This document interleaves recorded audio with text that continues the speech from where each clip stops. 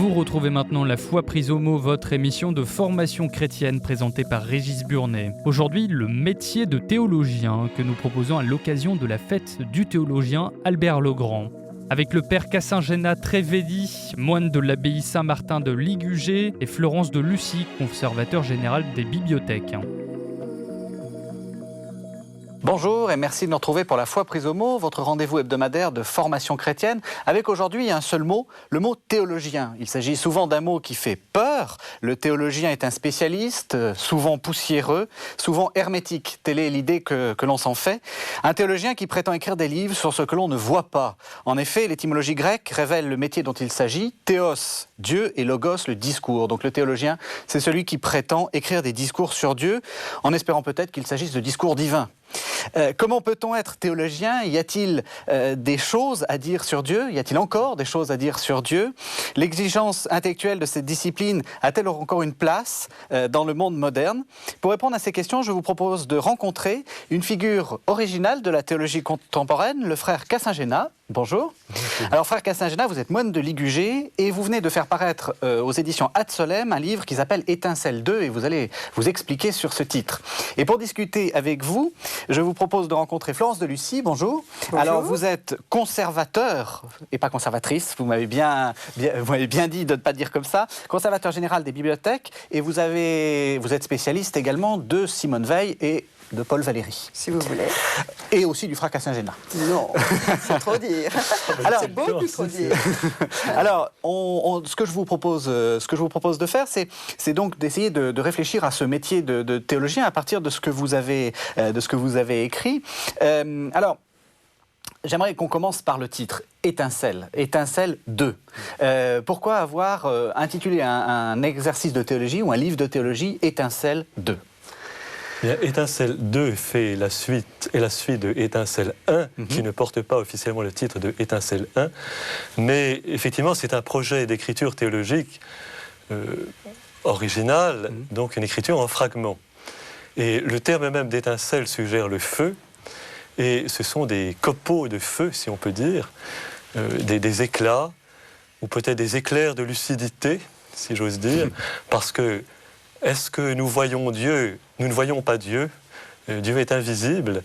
Et encore que peut-être nous en parlerons tout à l'heure. Mais nous avons, je crois, que des éclairs de lucidité dans l'obscurité habituelle de notre vie. Et la nuit habituelle de notre vie. Nous reparlerons peut-être sans doute tout à l'heure de la nuit également. Donc ces étincelles elles ont été données, elles viennent de ce feu de la parole de Dieu. Alors, ce qui est assez frappant, c'est qu'on a l'habitude, lorsqu'on lit de la théologie, d'imaginer le traité. Disons, la forme canonique de la théologie, c'est la Summa Theologia de Thomas d'Aquin, c'est-à-dire quelque chose d'extrêmement construit, d'extrêmement précis, qui parle de tout. Et là, vous êtes l'anti-Thomas d'Aquin, si je puis dire. Peut-être. Non, sur la forme, peut-être pas sur la théologie. Peut-être sur la forme, effectivement. Je suis peut-être aussi l'anti beaucoup de choses, finalement. Alors pourquoi pourquoi refuser le... Est-ce qu'actuellement, il est plus possible de faire des traités de théologie ? Je ne sais pas. Je ne sais pas. Et alors pourquoi je reste peut-être sur ce silence, je ne sais pas s'il est possible. Est-ce que vous en doutez ? J'en doute. Moi, je pense que c'est une voie très très féconde que celle qu'il entreprend. Je ne suis pas du tout théologienne, je suis extrêmement séduite par ce type d'ouvrage, et je pense que je suis séduite aussi par l'explication ou la justification qu'il en donne, à savoir que de nos jours, 21e siècle commençant, on ne peut pas prétendre dominer un sujet, quel qu'il soit, et surtout pas, évidemment, le domaine de la théologie. Je crois qu'il y a des prétentions de l'intelligence humaine auxquelles il faut absolument renoncer. Vous n'êtes pas d'accord, Père François ? Alors, je crois qu'il y a aussi mon identité de moine qui ne paraît pas avec l'habit que je porte, mais au moins pour aujourd'hui, pour maintenant. Mais c'est une théologie, c'est une approche spécifiquement monastique aussi, dans le cadre d'une lecture quotidienne, habituelle de l'Écriture sainte. Et au fond, je n'ai d'éclair de lucidité qu'à partir des Écritures, qu'à partir de l'expérience aussi toute simple de tous les jours, à partir du regard porté sur les choses.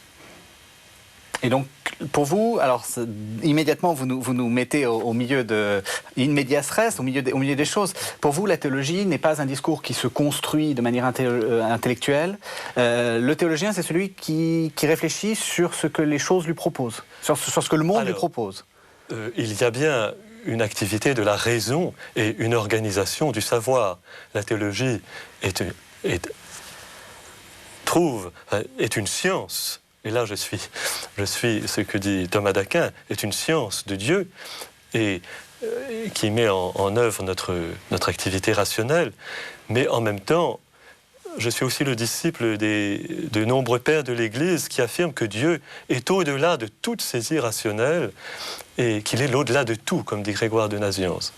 Et qu'on ne peut pas le scruter, on ne peut pas se faire l'inquisiteur de Dieu. Et je suis un familier d'Éphrem le Syrien, qui est un père de l'Église du IVe siècle, qui a écrit des magnifiques hymnes que je traduis pour les sources chrétiennes. Et Éphrem polémique vivement contre ceux qu'il appelle les scrutateurs, ce que je traduis par les inquisiteurs de Dieu. Et je crois que plutôt que de mettre la main sur Dieu, il faut peut-être le laisser lui mettre la main sur nous, ou plutôt être dans sa main, comme dit l'Écriture. Nous sommes dans la main de Dieu. Et quelque chose nous est donné au jour le jour, d'une manière très simple, à travers le contact. Et je tiens beaucoup au mot d'obscurité. Il n'y a d'étincelles que parce qu'il y a de l'obscurité. Et les étincelles n'ont d'autant plus de prix que parce que nous avons la nuit. Et la nuit est vraiment bien heureuse. Et heureusement que nous ne voyons pas tout. Alors, j'oserais justement une image à ce sujet, parce que je consonne complètement à ce que dit le Père François. Et comme c'est un poète marin, je pense qu'on pourrait peut-être avancer l'image du phare dans la nuit, qui balaye circulairement les immensités des flots nocturnes, mais qui le balaye, mais avec une fréquence, et par moments, et par jets successifs. On appelle donc, les phares à éclat. Ah, précisément. Oui, parce que vous êtes aussi marin. Oui, il est marin. Oui. Il est marin. Son imagination est totalement marine. Et je crois que l'immensité divine, elle est chez lui représentée presque toujours par une immensité nocturne, mais marine. La longue houle, essentiellement. La mer, la nuit. Oui. Océanonox, voilà. Sans le tragique, forcément, mais Océanonox. Alors, vous disiez que moi, c'est quand même, ça m'a frappé, vous disiez heureusement que nous ne voyons pas. Ça me rappelle Paul qui dit nous ne sommes pas dans la claire vision et nous voyons comme dans un miroir. Et vous avez rajouté un adverbe qui m'a un peu choqué, qui est heureusement. Pourquoi heureusement? Alors, pourquoi ne pas écrire le livre de théologie idéal dans lequel j'ouvrirai et je trouverai la vérité de Dieu et après, je suis enfin tranquille? Oui. Nous avons l'Écriture et finalement la vie elle-même est obscure. Notre expérience est obscure. Notre vie de tous les jours, nos rapports avec les autres sont aussi obscurs. Et je crois qu'il faut peut-être apprivoiser cette obscurité, ne pas prétendre à des lumières trop rapides, ne pas prétendre peut-être donner aux autres des lumières trop rapides dont on n'a pas soi-même l'expérience, et peut-être parler d'une lumière que l'on n'a pas vue soi-même. Peut-être plutôt partager de petites lumières. J'aime bien ce que dit le psaume 118, ta parole est une lumière sur ma route, une lampe pour mes pas. Et pour mes pas, donc c'est une lumière pour chacun de mes pas. Il y a une petite lumière pour chaque jour, qui est donnée chaque jour à travers la parole, à travers ce ferraillement. Et pour faire des étincelles, il faut ferrailler. Il faut être un forgeron. Et donc ce ferraillement obscur dans la prière, dans la Lectio Divina, à travers les textes, à travers l'expérience, à travers les choses vues. La merveille du monde qui nous est proposé à voir. Je disais tout à l'heure que nous n'y voyons pas, mais nous voyons aussi tellement de choses si nous savons regarder. Et pour vous, la théologie, c'est un discours positif sur les choses. Vous dites, il y a des choses merveilleuses. Oui. On a aussi dans l'image des gens qui écrivent sur justement sur l'atrocité du monde et qui appellent cela théologie. Pour vous, le théologien n'a pas forcément besoin de parler des choses vilaines ou des choses laides. Il en parle aussi. Et dans les étincelles, je parle aussi de l'atrocité. avec beaucoup d'inquiétude. Aussi, je parle de la violence qui guette notre monde. Mais en même temps, il y a la beauté toute petite. C'est pourquoi, dans la préface des Étincelles, j'exhibe ce que j'appelle le rien ou le presque rien. Le givre qu'on voit à travers la fenêtre, le chant d'un oiseau, le saut d'un écureuil, le bruit d'une plume qui glisse sur un papier. Dieu est dans tout cela. Et ce n'est pas du tout du rêve, un rêve facile, mais Dieu nous parle à travers l'infime. L'infini nous parle à travers l'infime. Et l'infime est cette manne qui va nous donner l'infini. Alors, j'ai dit, vous étiez spécialiste de Simone Weil. Moi, c'est quelque chose qui me frappe, justement, chez Simone Weil. C'est cette idée, on voit les choses... Enfin, on discerne la grâce, malgré la laideur du monde. Est-ce que vous ne voyez pas une... The thing of beauty, oui, certainement. C'est finalement le point de convergence pour elle. Ça corrobore exactement tout ce que vous venez de dire. Le monde est indéchiffrable, soi-même nous sommes indéchiffrables.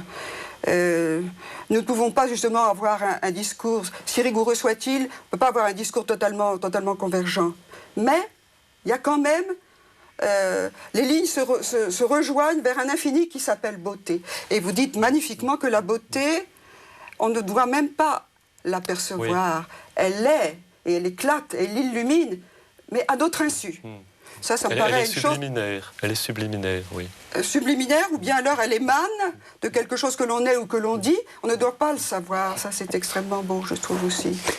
C'est-à-dire, on ne doit pas le savoir.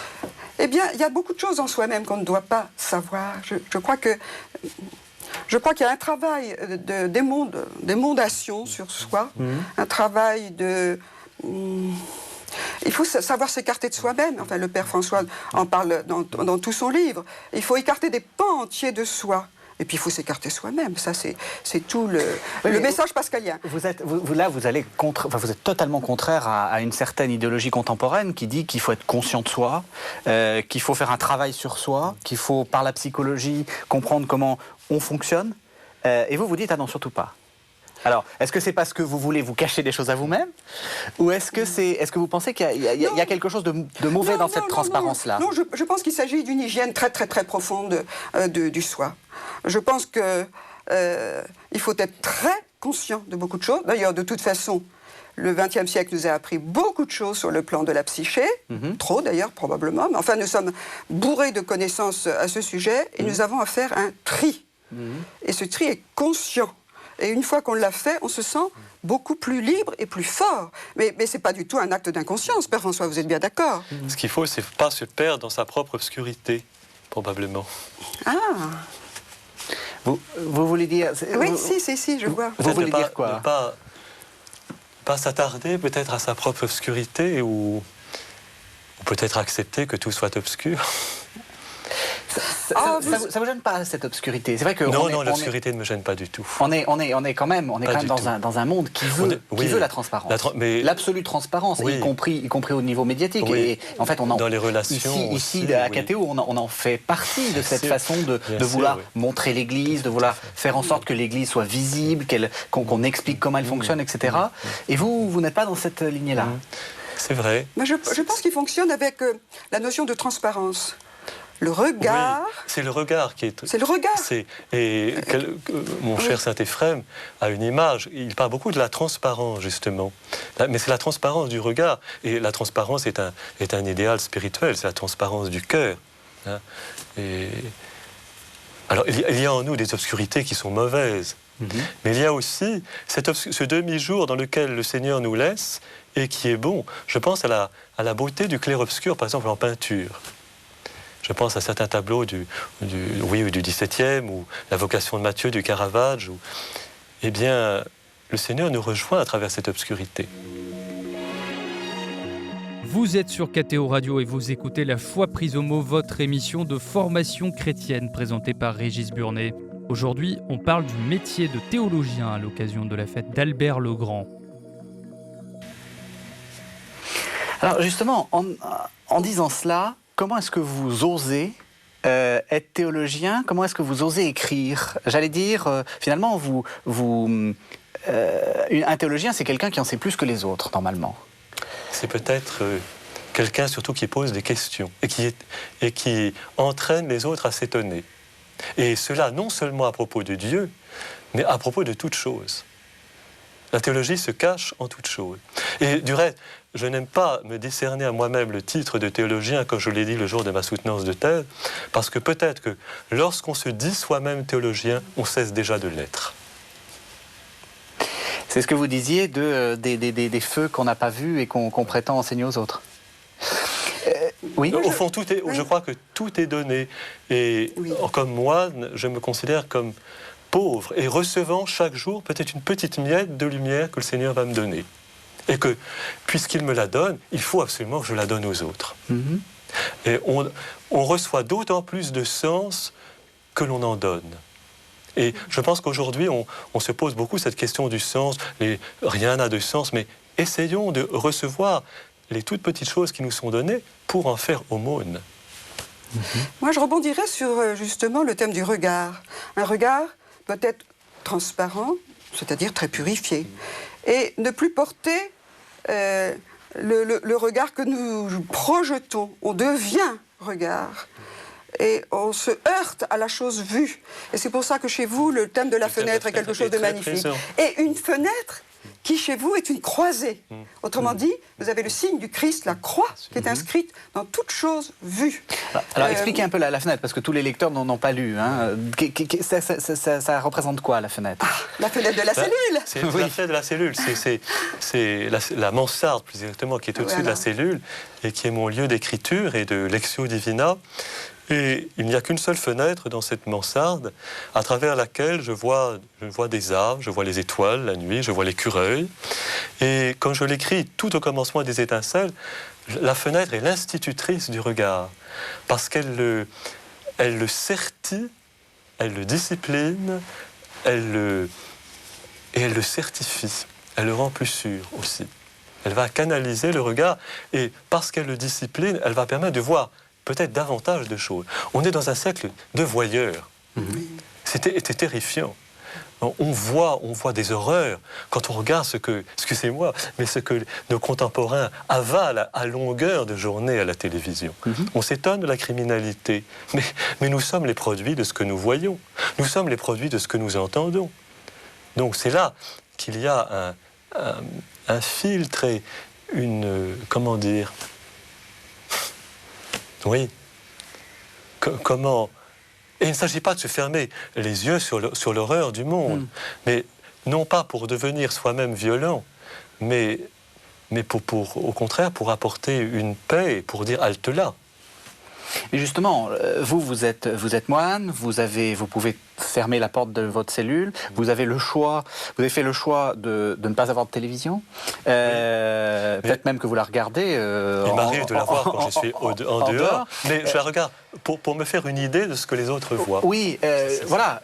Le problème, c'est comment faire quand on est soi-même environné de ce monde d'images, etc. Comment on peut fermer à part de regarder KTO, bien entendu, mais sinon, est-ce que le métier de théologien est aussi, vous savez, comme on disait autrefois des philosophes, qu'il fallait avoir de l'otium, il fallait avoir du temps, il fallait être riche, en fait. Est-ce que il faut pas, est-ce que vous n'êtes pas un privilégié d'une certaine façon? J'aime bien le thème de l'otium, effectivement, mais c'est un otium pour, je dirais, déjeuner de pas grand-chose. Voilà. C'est pas pour faire un grand festin pour soi, mais c'est peut-être pour observer peut-être tout simplement le bois du plancher, et pour se trouver en face de la page, et puis en face des autres. Quand on est moine, on dit aussi en communauté, et un moine a 3 déserts à traverser. Lui-même, sa communauté et Dieu. Et donc la vie monastique n'est pas facile. Elle n'est pas ce doux otium qu'on pourrait croire. Et le mystère du mal nous traverse, chacun de nous, traverse nos communautés, traverse l'Église. Et donc les étincelles sont malgré tout cela. Au fond, je n'aimerais qu'il ne reste de moi que des étincelles. Oui, cela me plaît énormément. Devenir le regard. Voilà, devenir le regard. Voilà. Ce n'est pas le je me voyais me voir sinueuse et dorée de Paul Valéry, qui est finalement un épisode totalement dramatique de sa jeune Parc, qui d'ailleurs trouvera une certaine résolution. Mais c'est un enfer. Il parle d'un monstre qui se tord sur le pas d'une porte de feu. C'est exactement l'inverse. On ne doit pas se voir se voyant. Je crois qu'il faut devenir ce que l'on voit. Et du même coup, je crois que l'infime devient le meilleur support. Et tout se met à briller. La chose absolument minuscule. Et on s'aperçoit que dans l'infime, vous pouvez trouver l'infini. Ou qu'à partir d'un grain de sable ou d'un galet un peu mouillé par la mer, et qui va jeter un certain nombre de lumières, eh bien vous pouvez... Et puis voir la parole de Dieu dans son infime détail. Chaque verset, chaque texte, chaque page de l'Écriture est un tel monde. Oui. Comment peut-on rester à sec, si j'ose dire, avec une telle richesse? Oui, mais justement, vous regardez à neuf, à nu, vous scrutez chaque mot. D'ailleurs, vous les scrutez d'une manière philologique, c'est-à-dire, vous aimez retrouver les racines grecques et latines, mais c'est pour notre enchantement. En réalité, vous faites frotter les mots entre eux, et il y a une étincelle qui jaillit du crissement du silex. Mais est-ce que vous pensez, parce que vous êtes laïque, vous êtes dans ce monde, vous êtes dans un monde de livres, c'est une certaine forme de monachisme, mais bon... Est-ce que vous pensez que c'est possible d'obtenir, de devenir théologien et d'avoir cette sorte d'ascèse dans le monde dans lequel nous vivons? Il faut choisir ces lieux. Il faut éviter certains lieux.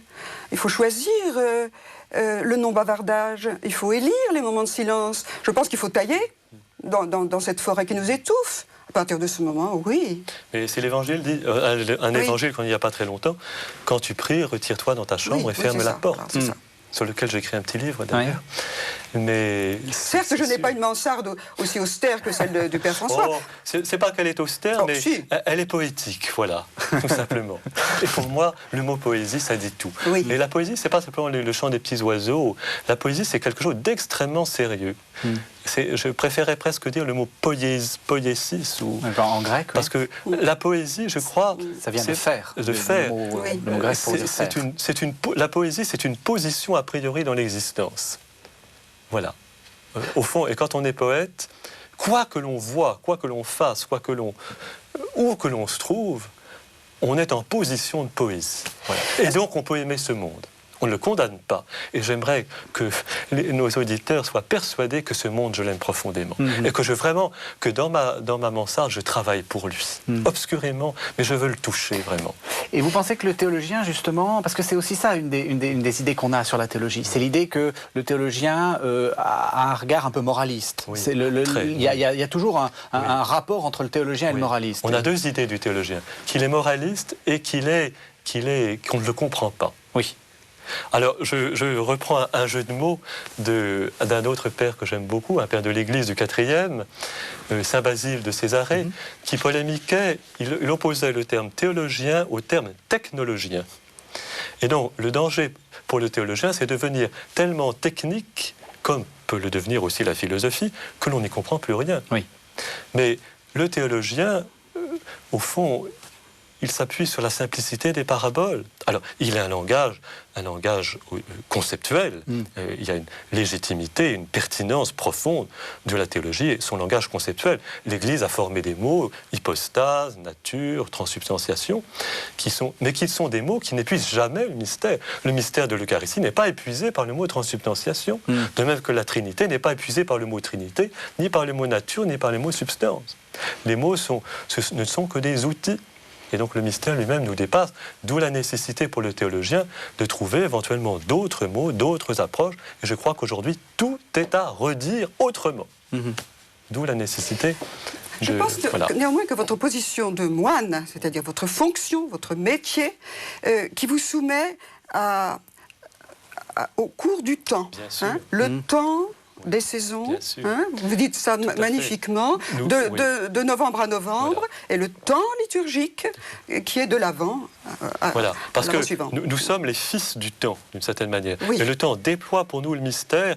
On peut être théologien d'une manière abstraite, mais on peut être théologien au jour le jour, Oui. à cause de chaque texte qui nous est donné, de chaque fête, de chaque nativité, de chaque présentation au temple, qui va nous mettre dans l'actualité du mystère. Et il y a une grâce chaque jour pour rencontrer le mystère de chaque jour, la page de chaque jour. À chaque jour, sa page.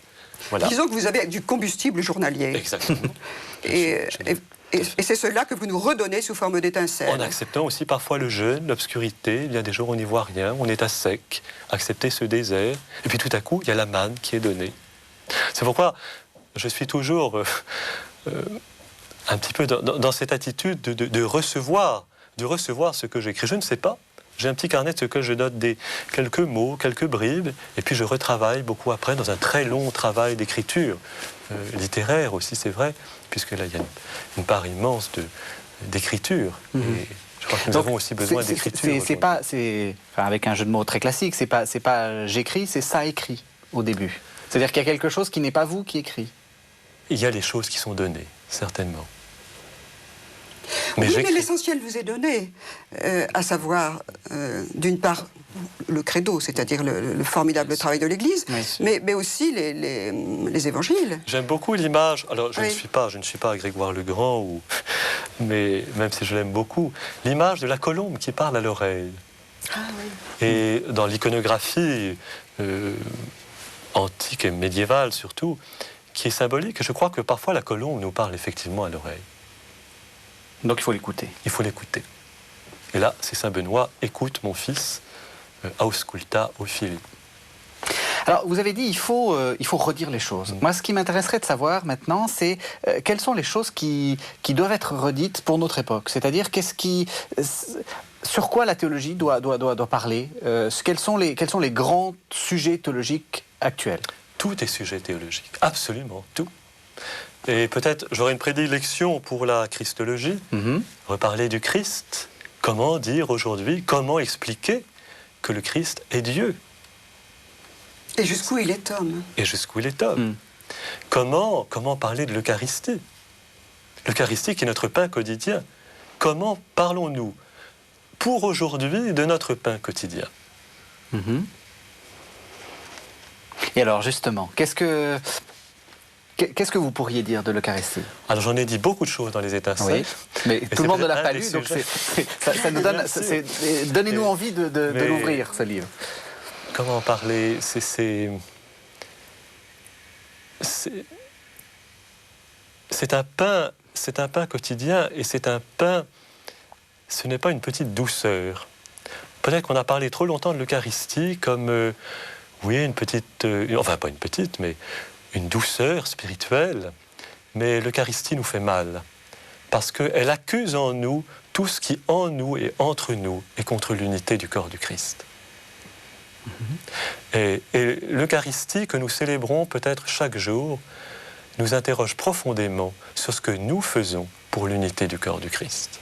L'unité du corps ecclésial, problème de l'écuménisme, l'unité de nos communautés, l'unité à l'intérieur de nous. Sommes-nous cohérents? Et en quoi le fait de recevoir l'Eucharistie est accusateur? Enfin, qu'est-ce qui dans l'Eucharistie est accusateur? Parce que l'Eucharistie, c'est le sacrement de l'unité du corps du Christ. Nous sommes le corps du Christ. Le corps du Christ, c'est le concept de corps qui est un concept éminemment actuel et sur lequel il apporterait il apporte et beaucoup il travaille, mais c'est un contexte très très moderne. Et donc ce corps c'est nous. Oui. L'Eucharistie n'est pas une sucrerie. L'Eucharistie n'est pas une récompense. L'Eucharistie n'est pas simplement une hostie dans l'ostensoir que l'on regarde. Mais l'Eucharistie, c'est vous êtes le corps du Christ. Elle se célèbre entre nous, elle nous brûle. C'est l'évangile d'Emmaüs. Je pense que c'est un sacrement d'unification et de l'éclatement de nos petits moi. Quand on revient de l'Eucharistie, nous sommes chargés, et nous sommes tous chargés mêmement du Christ qui vient de nous être donné. Et il me semble, personnellement, c'est peut-être une chose très personnelle, mais que nous sommes à ce moment-là, merveilleusement, tous des sarments du même cep. Par grâce. mais nous devenons finalement cette foule d'autrui. Tout à fait. Tout à fait. Et je crois que c'est l'autrui que vous révélez le plus magnifiquement dans les étincelles. C'est-à-dire qu'il n'y a pas une succession de petits moi. Nous sommes l'autre, l'autrui, le frère et l'autrui, et tous ensemble, nous sommes cette foule qui sera accueillie en tant que l'humanité, non pas une humanité obtenue par les voies du totalitarisme, hein, pas du tout, mais malgré tout fondus les uns dans les autres et formant un immense fleuve. Voilà, un fleuve qui va se précipiter vers un estuaire, voilà. et avec l'immense océan qui sera là pour nous accueillir. D'où le verset que j'aime beaucoup du psaume 121, quelle joie quand nous a dit nous allons à la maison, du Seigneur. Au fond c'est cela. Oui. Être chrétien c'est avoir un but. Oui. Et peut-être qu'aujourd'hui où on vit beaucoup sans but, chacun allait son chemin comme dit Isaïe, où ils sont sans espérance. Et être chrétien c'est aller. Quelle joie quand on m'a dit « nous allons à la maison du Seigneur ». Et je dois dire que le Christ, tel qu'il nous le fait vivre, est extraordinairement vivant. Il est tout le temps en mouvement. Il suscite le mouvement, que ce soit chez les pèlerins d'Emmaüs, ou même la jeune fille, la Vierge qui vient de concevoir, qui se lève aussitôt et qui court vers sa cousine. Et constamment, vous nous faites observer des mouvements de grande vivacité, exurgence. J'aime beaucoup le mouvement, et je trouve que le monde dans lequel nous vivons est terriblement lourd. Apathique. Terriblement lourd. Alors même qu'on va vite. On va très vite. On va très vite. Il est rapide, il est d'autant plus violent qu'il est plus lourd. Et peut-être que la lourdeur et la violence, ça marche ensemble. Mais j'aime bien l'écureuil qui est une parabole de la vie spirituelle, et qui n'est pas du tout une légèreté facile. Au fond, l'idéal de la vie spirituelle, c'est la souplesse de l'enfant, nous laisser faire. Alors, j'aimerais revenir sur l'Eucharistie parce que vous avez aussi vous avez publié plusieurs autres livres, dont un livre sur la liturgie. Et si je me souviens bien, vous distinguez 4 pôles de la liturgie, et dans l'un de ces pôles, il y a quand même une certaine forme de théâtralité. Comment montrer? Parce que j'ai envie de vous dire, l'Eucharistie, d'accord, c'est très beau, tout ce que vous nous dites, mais il ne se passe rien. Et comment est-ce que je dois manifester, ou comment l'Église qui s'organise doit manifester, la communauté qui s'organise doit manifester qu'il se passe quelque chose? Est-ce qu'il n'y a pas quelque chose à trouver dans les gestes liturgiques pour manifester tout ça? Bien sûr. Mais bien sûr, il se passe quelque chose. Et puis, il se passe que nous sommes ensemble, il se passe que nous écoutons la parole de Dieu. Et bien sûr, la liturgie suppose le mouvement, l'espace, le temps. La liturgie est faite, et la liturgie est rite. Et l'importance de la ritualité, nous ne pouvons pas vivre sans ritualité. Aucun de nous ne peut vivre sans une ritualité, dont parfois il est lui-même le créateur. Mais c'est certain que le rite et l'ordonnance des choses ont leur importance. Pour l'Eucharistie, le rite est clair. Vous avez une double procession, vous le dites vous-même. La procession des fidèles qui monte vers l'autel et ensuite qui en redescend. Je trouve que c'est déjà il y a une visibilité qui est extrêmement belle. Parce que vous avez le pain qui est le fruit du travail des hommes et que nous montons et nous redescendons avec ce même pain, mais qui est un pain super substantiel. Oui. Oula, ça c'est un mot un peu compliqué. Non, c'est un mot magnifique. Méfiez-vous des mots compliqués. Oui, c'est peut-être un mot trop difficile. Super substantiel. Oui, qui dans un certain sens, d'une certaine manière, a changé de nature. Ça devient vraiment le pain de tous. C'est le pain qui nous unit. Comment dire, Père? Moi, en vous écoutant, j'ai envie de vous poser une question. On sent que l'un comme l'autre, vous êtes très cultivés, vous avez fait de belles études, etc. Et vous voyez les choses aussi parce que vous avez derrière vous Ephrem, etc. Moi, une des questions que je trouve très importante, c'est comment faire passer la théologie, donc ce que vous écrivez et ce que vous voyez, à des gens qui n'ont pas le temps, à la fois de se cultiver, à la fois de comprendre ces mots-là, etc. Est-ce qu'il y a une possibilité quand même de faire passer la théologie de manière simple? Que la théologie exige un apprentissage, ça c'est certain. Mais en même temps, je crois que tout chrétien est appelé à être théologien dans son écoute de la parole de Dieu. Et c'est là qu'il qu'il y a peut-être un rapport, une certaine nativité, une certaine fraîcheur à retrouver.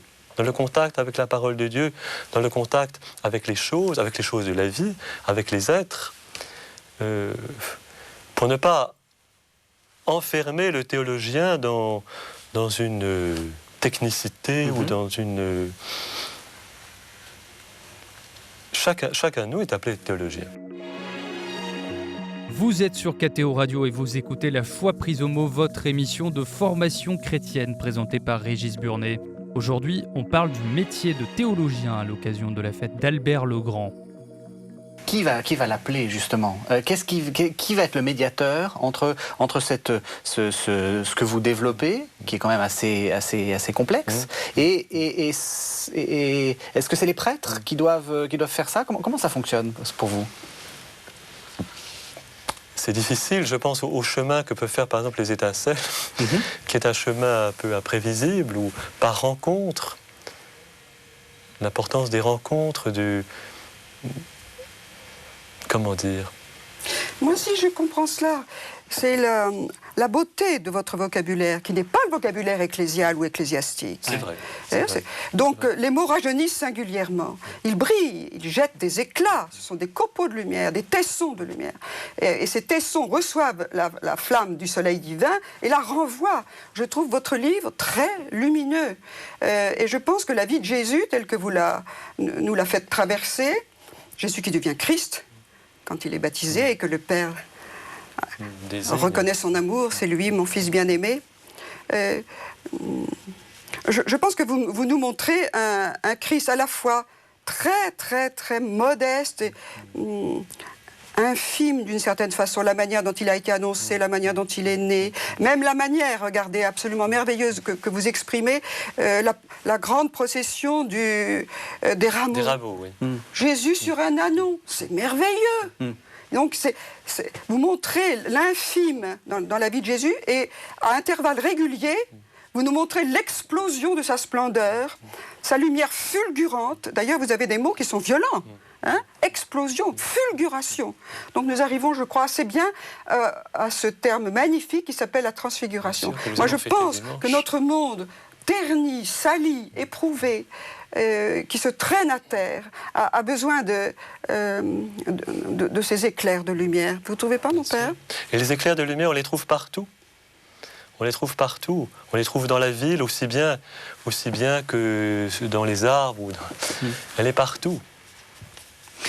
Oui, mais il faut un chemin pour y conduire. Oui, voilà. Et finalement... Le chemin, c'est la montagne. Jésus emmène ses trois disciples, les premiers appelés, il les emmène sur une haute montagne. Donc, il les extrait du brouhaha de la ville, il n'y a pas de doute. Je pense qu'en effet, ce que les jeunes aiment bien d'ailleurs, certaines retraites, je pense à Thésée, ils aiment cela, mais on les extrait. Ils sont ensemble, Mais en même temps, je crois que c'est important d'éduquer nos frères et sœurs, non seulement, peut-être pas à se retirer, mais à se retirer là où ils sont. Il ne sert à rien de se retirer dans un monastère si partout où nous sommes, nous ne nous retirons pas, je crois. Et que même si on est dans la ville, partout, il faut avoir cet espace de retirement. Oui, mais vous l'avez d'une façon privilégiée puisque vous êtes moine. Je ne crois pas qu'être moine est un privilège. Je ne crois pas. Je crois que chacun... Oui, mais comment pouvez-vous l'apprendre, justement, par exemple, à une jeunesse qui est pleine d'ardeur et de feu, qui est prêt à prendre feu, voyons, avec le message de la bonne nouvelle. Mais qui, aujourd'hui, est capable de prendre feu? Je ne suis pas si sûr que cela. Ah si, mon fils me le dit. Mon fils me le dit. Il m'a dit, quand j'avais 16 ans, j'étais une explosion potentielle à chaque minute. Si. Mais il y a des attentes. Après, qu'est-il devenu? Il y a des attentes considérables. C'est ça la question. Est-ce qu'il faut aussi entretenir ce feu? Bien sûr. C'est là que. Oui, c'est là. C'est là qu'il y a un travail. Oui. Tout est là. Et c'est là qu'il y a une disponibilité, une écoute, et puis que tout est grâce. Moi-même, je peux m'éteindre. Mais il est possible que la voie poétique soit un chemin, précisément. Dans la mesure où les mots reprennent grâce, reprennent fraîcheur, où les mots recommencent à signifier quelque chose. Et ça, je pense que la jeunesse sera sensible à vos propos. Mais peut-être faudra-t-il faire un choix parmi vos étincelles. Certaines sont très théologiennes. Oui, c'est sûr. Et d'autres beaucoup plus pétries de poésie. Oui. Mais justement, ce que vous dites est intéressant parce que c'est vrai que ce que je trouve très frappant, c'est que les gens rejettent en fait le discours tout fait, rejettent les mots chargés, rejettent en partie parce qu'ils ne les comprennent pas, en partie parce que c'est des mots qui ont fait mal, enfin des mots qui ont été condamnateurs, des mots, etc. Comment est-ce qu'il faut faire pour renouveler un peu ce vocabulaire? Quelle est votre technique finalement? C'est de refuser les mots chargés, c'est-à-dire vous refusez le mot hypostase? Je ne refuse pas. Mais enfin, refuser, c'est de ne pas l'employer? Je ne l'emploie pas. Oui. Ça peut arriver que je l'emploie. Pardon, aussi, le danger, c'est la langue de bois, de buis. Mais je déteste la langue de bois. Où en fait, on s'entretient de mots donc, qui ont fait quitter leur racine. C'est-à-dire qu'en gros, on pense dans les mots. On ne pense pas dans les choses, on pense dans les mots. Alors comment on fait pour sortir de ça? Pour sortir de cela,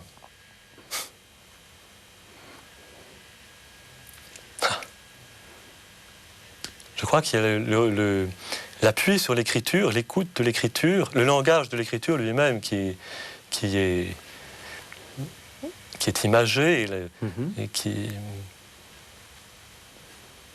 Mais en même temps, c'est sûr qu'on n'est pas dispensé de l'intelligence et les concepts sont de bonnes choses. On ne peut pas les envoyer promener. Oui, mais il n'empêche que vous avez, j'allais dire, exhumé de cet empoussiérage affolant tous les mots de l'Évangile qui sont vifs, qui sont tumultueux, tous les cris que l'on trouve dans l'Évangile. Et c'est même très très étonnant.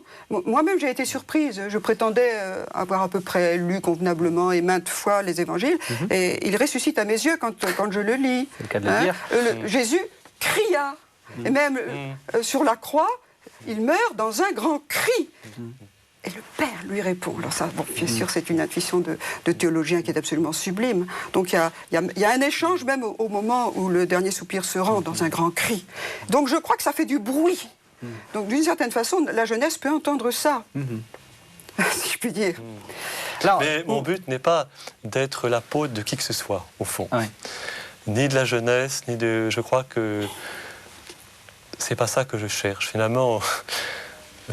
c'est un don beaucoup plus large. Et je crois que le chemin du théologien, c'est le chemin que le Christ a... Enfin, d'abord, pour chacun de nous, le seul chemin, c'est le Christ. Donc, il ne peut nous arriver à chacun de nous, il ne doit nous arriver à chacun de nous que ce qui arrive au Christ. Et donc, de même que la parole du Christ a rencontré de la pierre, des ronces, de la bonne terre, eh bien... la parole de celui qui essaie de parler un petit peu modestement de la parole de Dieu va rencontrer aussi la pierre, va rencontrer le bois, va rencontrer les ronces, tout cela. Et au fond, c'est le mystère de la parole qui est en chemin. Alors, il nous reste une dizaine de minutes. On s'était promis qu'on parlerait quand même du Christ. Qu'est-ce qu'il y a de nouveau à dire sur le Christ depuis 2000 ans ? Quelle est pour vous la chose centrale, là, actuellement, les choses qu'il faut dire, que le monde n'a pas perçues? Oui, je crois que ce qu'il faut dire, c'est que le Christ rejoint chacun de nous. Et j'en reviens au tableau du Caravage dont je parlais tout à l'heure, que j'aime beaucoup. Et le Christ, c'est celui qui me rejoint dans l'obscurité avec son doigt, qui me montre du doigt. Voici que je me tiens à la porte et que je frappe. Si quelqu'un entend ma voix et ouvre la porte, je viendrai et je dînerai ou je souperai entre quatre yeux, si j'ose dire, avec lui. Non pas pour me condamner, mais pour me relever. Je ne te condamne pas, comme le dit Jésus à la femme adultère. Au fond, le Christ, ce qui est important, c'est le regard du Christ. Celui qui me voit. Celui qui pose son regard sur moi. Et c'est celui-là qu'il faut annoncer et qui dit « je ne te condamne pas ». C'est magnifique. Et comment être sûr que c'est le Christ qui est en train de nous regarder et c'est pas nous-mêmes qui essayons de créer du Christ et d'ouvrir des portes qui en fait sont des portes dans lesquelles nous passons? Mais c'est là qu'il faut accepter toutes les médiations dont le Christ se sert, à travers lesquelles le Christ nous est donné. Ces médiations que sont les sacrements, cette médiation qu'est sa parole, cette médiation qu'est son Église, dans sa pauvreté actuelle. La pauvreté de ce que nous sommes tous. Sa médiation, c'est chaque autre me donne Jésus-Christ. La médiation, c'est aussi le temps liturgique, c'est aussi toutes les choses, tout ce que nous voyons, c'est la création entière. C'est tout cela, à travers... Oui, mais vous nous proposez finalement des choses extrêmement traditionnelles. Et moi, j'ai envie de vous dire, mais moi, je veux le voir face à face. J'ai pas envie de toutes ces vieilleries. Mais est-ce que la création est une vieillerie? Est-ce que la parole de Dieu est une vieillerie? Est-ce que l'Église est une vieillerie? Oh, elle a 2000 ans. Elle a 2000 ans, mais dans le Pasteur d'Hermas, elle est représentée effectivement comme une vieille femme, mais en même temps, elle est tellement jeune.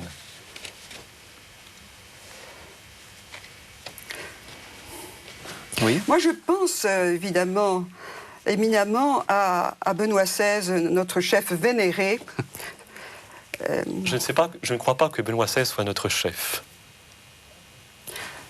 Si vous voulez, il ne sera pas chef. Mais enfin, il a tout de même parlé à Cologne devant une foule de jeunes et il a osé justement utiliser un vocabulaire, je reprends évidemment cette catégorie, la jeunesse tout de même qui est le futur de notre Église, et il a osé utiliser un vocabulaire emprunté à ce que la science au XXe siècle nous a donné de meilleur, c'est-à-dire la science de l'atome. Et il a parlé justement de l'Eucharistie, c'est ça, comme étant une sorte de formidable sacrement, le sacrement, un miracle foudroyant, et qu'il compare à une fission nucléaire, et par laquelle l'amour vainc la mort. Et ça, je l'avais écouté sur la télévision, c'est tout de même un des avantages merveilleux, et bravo Catéo, j'ai suivi passionnément tout cela, et à ce moment-là de son homélie, j'ai sursauté, et mon cœur a été rempli d'une énorme joie. Je pense que le vrai réel, le réel transfiguré, c'est-à-dire le vrai réel, il est là, il affleure, il n'est pas loin. Et que lorsqu'il se donne à voir, c'est absolument explosif. Et c'est surtout efficace, et c'est mobilisateur, et c'est... Quand nous préparions ensemble cette émission, nous avons pensé naturellement à la semence qui est exponentielle. Je crois que ça vient de Simone Veil d'ailleurs. La puissance exponentielle de la semence. Une semence est quelque chose d'absolument infime, mais dont le pouvoir, une fois que ça a pourri en terre, le pouvoir vital est presque infini. Moi, je pense que c'est ça la nouveauté de ce que nous avons à annoncer. C'est-à-dire finalement un ouragan de lumière. Et une capacité à agir, justement, sous cette poussée-là. Une poussée... Et en même temps, tout restera très humble. Oui, c'est ce que j'avais envie de vous dire. Parce qu'il ne se passe rien en apparence. Tout restera très... il ne se passe rien. Et les grands missionnaires, et ces exemples admirables que nous avons autour de nous, est tellement modeste. Je ne sais pas, prenons les choses très très modestes. Quelqu'un qui finalement décide de secourir quelqu'un qui est près de lui et qui est fort malade, qui est même pratiquement rayé de la société étant donné la gravité de l'attaque dont il est atteint. Et voilà, un accompagnement minute par minute, heure par heure, jour par jour, mais c'est porteur de lumière d'une façon absolument extraordinaire. Et je crois que les âmes généreuses de notre temps ne peuvent pas ne pas voir ça. Et en même temps, c'est visible. Sans que nous ayons l'ambition de conquérir quoi que ce soit. Oh non. Oh non. Il n'y a rien à conquérir. Non, parce que vous le disiez, tout est assez passif finalement. C'est pas tant nous qui voyons, nous sommes vus. C'est pas tant nous qui regardons, nous sommes regardés. Recevoir le regard du Christ, qu'est-ce que j'envisageais. Mon Dieu. Ou la femme adultère. Oui, par exemple. Ou les disciples, au moment de l'appel des disciples. Et nous sommes toujours dans cette condition pascale, c'est-à-dire que tout est humble, tout est difficile, tout est obscur. Et il faut que nous apprivoisions cette difficulté. Au fond, je crois qu'on a vécu trop longtemps sur des illusions de nombre. Il n'y a rien de plus affreux que le nombre. Vous voulez dire le nombre de chrétiens? Effectifs. Oui, les effectifs, oui. Voilà, le nombre de baptêmes, je ne sais. Ça n'a aucun sens. le chemin de la parole est obscur, il est difficile, il va de l'un à l'autre. Et voilà, comme le Christ lui-même. Au fond, c'est Pâques. Donc, pour vous, la théologie, maintenant, doit être modeste? Oh, certainement, certainement. Surtout. Surtout. Et tous ces gens qui demandent un guide? Je vais vous dire, tous ces gens qui demandent un signe. Oui. Oui, eh bien, Jésus répond en disant qu'il n'y a pas d'autre signe que le signe de Jonas, précisément. Ou parfois, chez Marc, il ne dit rien. Et il s'en va, il monte dans un bateau et il s'en va sur le lac. Ce qui est un signe. Il nous fait signe du côté de l'infini de Dieu. Avec toujours l'eau. L'eau. L'eau qui est tout le temps. Et surtout, nous allons vers le Père. Et là, je crois que dans un monde qui a pas mal de mal avec le Père, Jésus, c'est cet homme qui nous indique le Père, qui nous apprend à dire notre Père. Je vais vers le Père. Et ça c'est merveilleux. Alors, ce que je vous propose de faire, c'est de terminer par du Cassin-Génas, si j'ose dire. Pendant que vous vous préparez, je rappelle que l'abbaye Ligugé a un site, www.abbaye-liguge, et on voit en plus l'abbaye de Ligugé, regardez, chez vous, là, votre cour, enfin votre cloître, abbaye-ligugé.com. Donc c'est là-dessus qu'on peut se renseigner si on a envie de savoir ce que c'est que l'abbaye de Ligugé à côté de Poitiers. On vous écoute. Entre les étoiles, il y a de grands méandres de nuit. De même entre les hommes. Les étoiles ne forment une constellation qu'elle ne soit espacée. De même les hommes. Ils ne forment une conspiration qu'ils ne soient espacés. Les seules sociétés, les seules confréries véritables qui s'établissent entre les hommes sont toujours volontaires et essentiellement électives. Elles consolident leur entente par-dessus les méandres de la nuit, par-dessus l'interdit de la nuit. Ou plutôt, elles naissent de cet interdit même. Car le dire silencieux de la nuit est le bien commun le plus précieux entre les hommes. Et encore ceci, la plus humble sépulture que l'homme puisse désirer et préparer pour lui-même est moins encore que la terre. Le ciel, où sereinement et longtemps à l'avance, il a inscrit sa propre disparition, où il s'est inscrit lui-même, non pas tant comme une lune des étoiles, ce qui serait trop présomptueux encore, que comme un peu de cette nuit qui sertit leur éternelle vérité.